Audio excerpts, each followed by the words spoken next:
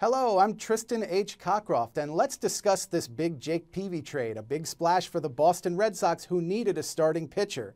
And Peavy's value in fantasy gets a nice little boost here because he's going from the worst team in the American League in runs scored to the best team in the American League in runs scored. Actually, the best in the majors. You couldn't ask for a better situation for win potential, and I know I argue don't worry about the wins, but run support matters, wins do count in rotisserie, and Peavy does get an advantage here. But I'd argue the more important advantage is that he gets out of U.S. Cellular Field.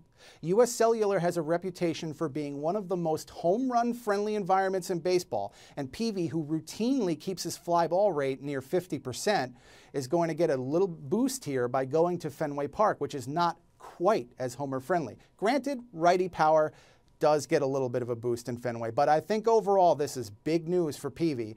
He could be a top 25 starting pitcher the remainder of the season. He just needs to stay healthy.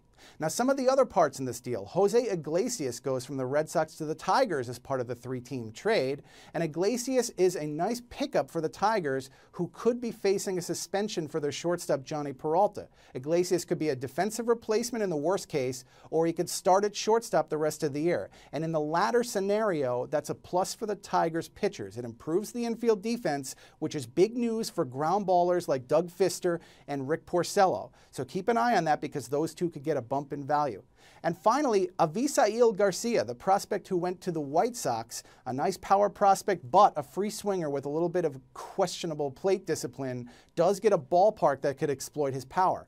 And while he's going to AAA now, he could get a shot at an outfield job should Alex Rios get traded. So keep an eye on that. Could be a sleeper in AL-only leagues. For all your trade spin information, I will have a 60 feet 6 inches and hit parade column this week detailing everything. Keep a lookout for those.